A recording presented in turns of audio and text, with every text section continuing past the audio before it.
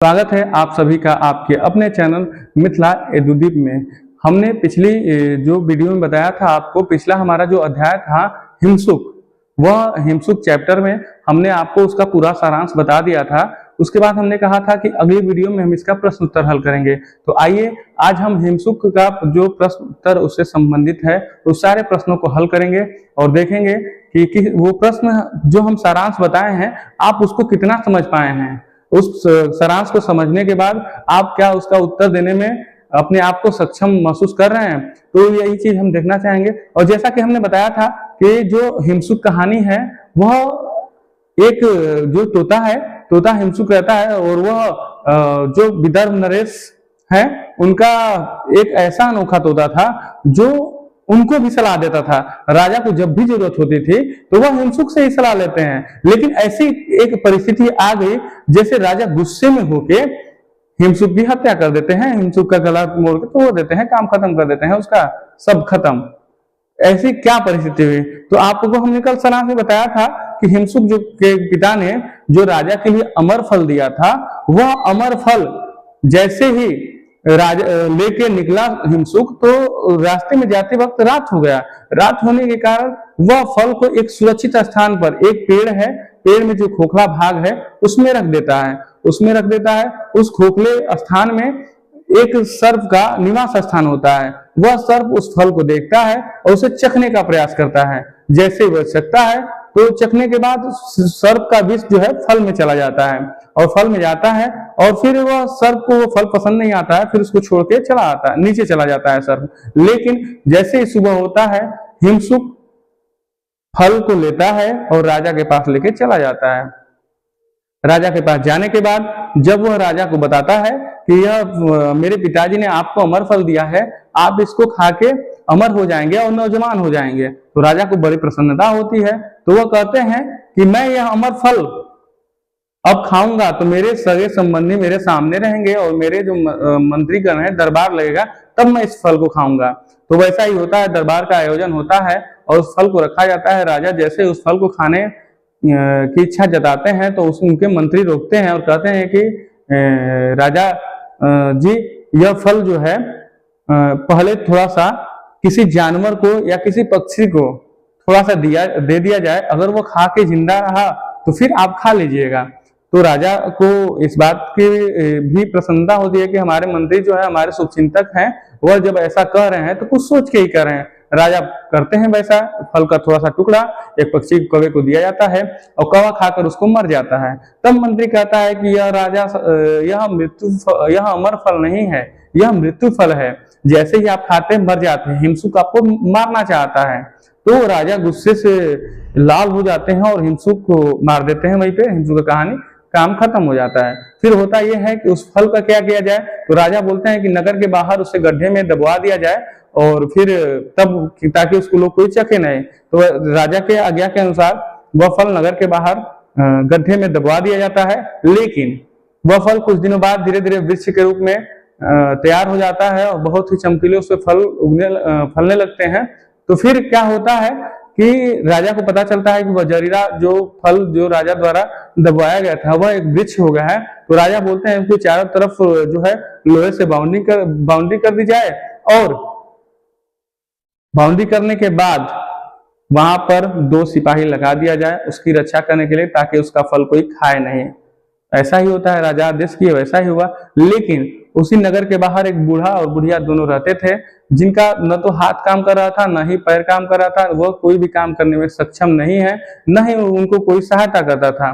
तो वह क्या किए कि उन्होंने विचार किया कि हम लोग एक एक दिन मर रहे हैं, उससे बढ़िया है कि हम वो फल खाएं और खा के मर जाएं। वह बुढ़ा रात में जाता है और धीरे से फल तोड़ता है, तोड़ के लाता है और अपने पत्नी को देता है और अपने दोनों मिलके उसको खा लेते हैं और खाने के बाद सो जाते हैं कि भाई अब तो सुबह मरना ही है, खा लेते हैं। तो फिर होता यह है कि सुबह जैसे होती है वह दोनों अपने आप को जिंदा पाके आश्चर्यचकित होते हैं। उनका जो शरीर है पूरा नौजवान हो चुका है और जैसे ही खबर पूरे नगर में पहुंचती है तो राजा तुरंत उनसे मिलने आते हैं। राजा देखते हैं कि हाँ वाकई में सच में वो बूढ़ा बुढ़िया जो है दोनों नौजवान हो गए हैं। तो राजा को पछतावा होता है, दुख होता है कि हमने हिमसुक के जो है जान ले ली और पछताते हैं। क्योंकि जो अवध नरेश के जो पुत्र हैं, तीनों पुत्र, वह बहुत ही तीनों श्रेष्ठ हैं, लेकिन अवध नरेश परीक्षा लेना चाहते हैं कि तीनों में से कौन श्रेष्ठ है, तीनों में से कौन ज्यादा श्रेष्ठ है। इस बात की परीक्षा लेने के लिए वह कहते हैं कि अगर मेरा कोई साथी विश्वासघाती निकल जाए तो मुझे क्या करना चाहिए। तो उनका एक पुत्र, बड़ा पुत्र कहता है कि उसे जान से मार देना चाहिए, दूसरा भी कहता है कि उसे जान से मार देना चाहिए, तीसरा भी यही कहता है कि उसे जान से मार देना चाहिए, लेकिन पहले हमें उसकी सच्चाई के बारे में जानना चाहिए। अगर सच में वो वैसा किया है तो उसे दंड मिलना चाहिए, कहीं निर्दोष को सजा न मिल जाए, इसलिए हमें उसकी जांच पड़ताल करना ही चाहिए। तो वह अपने पिताजी को जो है कहानी सुनाता है, विदर्भ नरेश का जो हिंसुक वाला कहानी है वो सुनाता है, और अंत में राजा को, जो विदर्भ के राजा हैं, उनको पछतावा होता है। और इधर जो कहानी सुना रहे हैं अवध नरेश के जो पुत्र हैं छोटे वाले, तो अवध नरेश प्रसन्न होते हैं और अपना युवराज, अपना उत्तराधिकारी छोटे वाले पुत्र को घोषित कर देते हैं। यह कहानी एक बार फिर हम आपको बता दिए, और आइए इसी कहानी के आधार पर हम उसका जो हिंसुक अध्याय है उसका प्रश्न उत्तर हल करने का प्रयास करते हैं और देखते हैं। पहला प्रश्न है, अवध नरेश राजकुमारों की परीक्षा क्यों लेना चाहते हैं? राजकुमारों की परीक्षा क्यों लेना चाहते हैं? तो हमने बताया कि राजा को अपना उत्तराधिकारी चुनना था, तीनों लड़के विद्वान बुद्धिमान थे, लेकिन तीनों में श्रेष्ठ ज्ञान किसके पास है, इस जानकारी के लिए राजा ने अपने तीनों राजकुमारों की परीक्षा लेनी चाहिए। तीनों की परीक्षा लिया, हमने कहानी में बता दिया था आपको, इस तरह से बता दिया कि जो है तीनों राजकुमारों की परीक्षा लेना चाहते हैं कि तीनों में से श्रेष्ठ कौन है, बस इतना आप याद रखिए। अगला प्रश्न है, दूसरा प्रश्न है हिमसुक तो राजा के लिए भेंट लाया था, लेकिन वही भेंट उसे महंगी पड़ी, कैसे? तो आपने देखा कि जो फल लाया था अमर फल, सच में वो अमर फल था, लेकिन जो एक सर्प है उसका विष जो है उस फल में चला गया था, जिस कारण वह फल विषैला हो गया था। हिमसुक तो राजा के लिए भेंट लाया था, इस ध्येय से उसका राजा अमर फल खाकर अमर हो जाएगा, लेकिन संयोग से वह फल सांप के विष से विषैला हो गया। जब उस फल की जांच की गई तो कौवे क्या होगा, मर गया। तब राजा ने हिमसुक को विश्वासघाती मानकर उसे मार डाला। इस प्रकार राजा के लिए उपकार की भावना रखने वाले हिमसुक को अपनी जान गंवानी पड़ी और वह भेंट उसे महंगी पड़ी।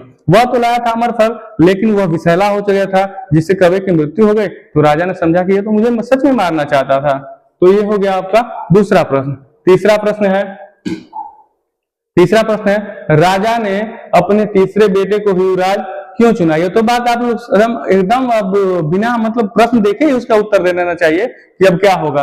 राजा तीनों पुत्र विद्वान बुद्धिमान थे, लेकिन तीनों में राजनीतिक धर्म का ज्ञान किसमें ज्यादा था, इस बात की परीक्षा राजा ने ली और तीसरे बेटे को, जो उनका तीसरा पुत्र है, उसे उत्तराधिकारी बनाते हैं। वह तीनों में सबसे ज्यादा योग्य है, समझदार है, बुद्धिमान है। अगला है, चौथा प्रश्न है कि निम्नलिखित वाक्यांश में किसने और किससे कहा? ये है, तुम्हारी माँ भी तुमसे मिलकर इतनी ही प्रसन्न होगी। यह बात जो है हिमसुक के पिता ने हिमसुक से कही कि जैसे जितना प्रसन्न मैं तुमसे मिलके हुआ हूँ, उतना ही प्रसन्न तुम्हारी माँ भी होगी तुमसे मिलके। अगला है कि मैं 15 दिन बाद वापस आ जाऊंगा। यह जो है राजा से अनुमति लेता है हिमसुक कि राजा जी, मुझे आप 15 दिन की अनुमति दे दीजिए, मैं अपने परिवार से मिलके आता हूं, 15 दिन बाद मैं वापस आ जाऊंगा। हिमसुक ने राजा से कहा।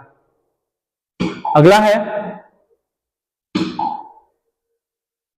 बुद्धिमानी की बात यह होगी कि फल खाने से पहले इसे किसी जानवर को खिलाकर देख लिया जाए। वह तो बात मंत्री ने ही कही थी राजा से कि बुद्धिमानी यह होगी कि इस फल का थोड़ा सा टुकड़ा हम किसी जानवर को खिला के देख लेते हैं कि अगर वो जानवर बच जाएगा तब हम उसको मतलब आप खा सकते हैं इस फल को। अगला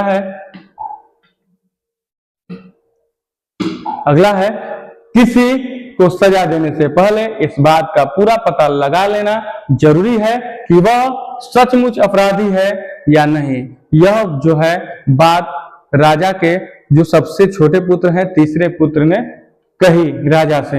अगला है 5वां प्रश्न है कि निम्नलिखित प्रश्नों के 4-4 विकल्प दिए गए हैं, जिनमें एक विकल्प सही है, उसके सामने सही का निशान लगाएं। पहला प्रश्न है हिमसुक एक है, क्या है? जानवर है नहीं, आदमी है नहीं, क्या है? पक्षी है। तोता है तो पक्षी है ना, जंगल का ये भी नहीं है। अगला देखते हैं, किस देश के राजा के पास अनोखा तोता था? तो ये तो मैं बार बार बोल रहा हूं कि कहां था? विदर्भ के राजा के पास था।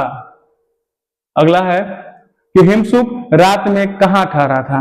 कहां ठहरा था? पेड़ पर ही तो ठहरा था, तभी तो पेड़ का जो है खोखला जगह था, उसी में फल को रख दिया था। अगला है जहरीले फल को राजा ने क्या किया? क्या किया? नदी में फेंका? नहीं। जलवा दिया? नहीं। स्वयं खा गया? नहीं। क्या किया? गड्ढे में दबवा दिया। अगला है कि सजा देने से पहले राजा को क्या करना चाहिए था? जो हिमसुक को सजा दिया उससे पहले क्या करना चाहिए था? तो सजा देने से पहले राजा को अपराधी के अपराध के बारे में छानबीन कर लेना चाहिए था। अगला है कल्पना कीजिए कि अमर फल के मृत्यु फल में बदल जाने की सच्चाई का पता राजा के तीसरे बेटे को कैसे चला? अरे कैसे चला? क्या कोई कहानी पढ़ा होगा, कोई पुस्तक पढ़ा होगा, कोई पंचतंत्र की कहानी पढ़ा होगा, तभी तो पता चलेगा। ऐसे कैसे पता चलेगा? तो हिमसुक की कहानी संभवतः तीसरे बेटे ने हितोपदेश या पंचतंत्र के अपरिचित कारक में पढ़ा होगा, जिससे अमर फल को मृत्यु फल में बदल जाने की जानकारी हुई होगी। अगला है कल्पना कीजिए कि आप हिमसुक हैं, राजा आप पर वार करने के लिए हाथ उठाता है, तब आप क्या करेंगे? क्या करेंगे भाई? उसे समझाने का प्रयास करेंगे, समझ जाएगा तो ठीक है, तो फिर उसके साथ हम भी दूसरा व्यवहार करेंगे। क्या है कि हम गलत है नहीं। तो देखिए, यदि हम हिमसुक होते तब राजा यदि हम पर वार करता तो उसे अनुचित कार्य करने पर रोकते और नहीं मानने पर जैसे के साथ तैसा व्यवहार करते। यह कहानी जो है हिमसुक की यहीं पे समाप्त होती है।